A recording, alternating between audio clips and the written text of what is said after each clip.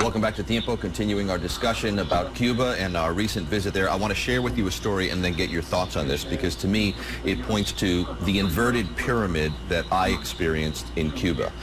Fourth floor, we'd go to our hotel, have a café con leche at the continental breakfast each day. By the third day, we're talking to the girl who's serving us there. Her name is Nellie, wonderful girl. She says to me, I earn 5 times more money than my mother and my father. And I said, wow, working here, you know, because she gets, you know, I would tip her $1 a day. I said, what does your father do? And she says, he's a professor of English literature. And I grabbed my head. I said, are you serious? And you earn 5 times more. And she says the same thing. Oh, my mother. I earn 5 times more than my mother. What does your mother do? She's a doctor.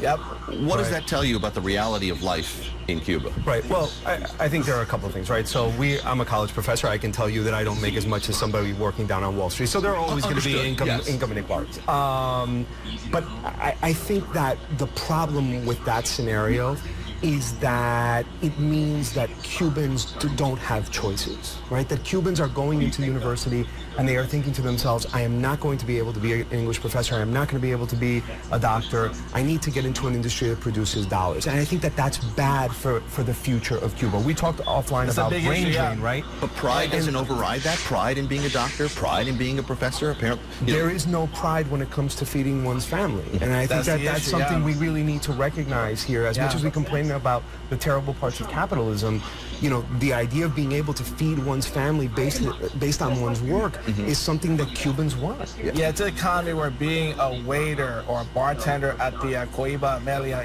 Hotel in downtown Havana, you can make much more doing that than being a doctor or professor there. I think one illustration of the system there is painters, artists can make more money there than someone who's a doctor. There's been a growth industry actually in individuals painting, becoming artists, because it's a growing craft there. Which is completely reverse often of what you would experience here, where doctors and lawyers and accountants make wonderful money, and painters, you know, starving artists.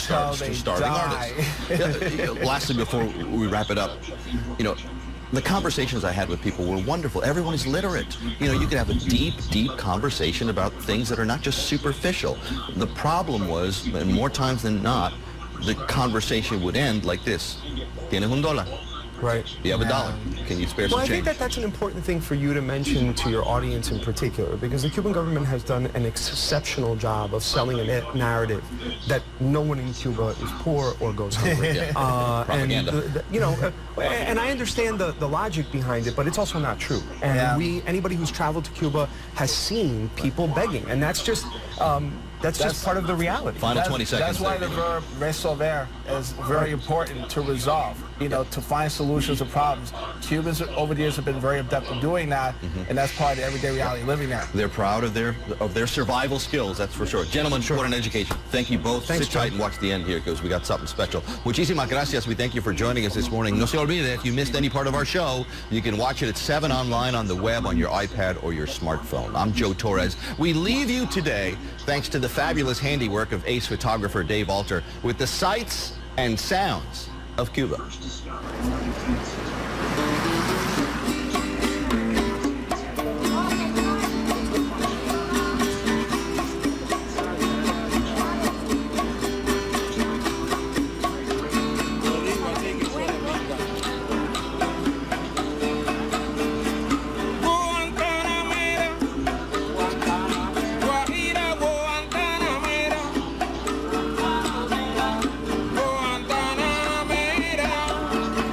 Guajira,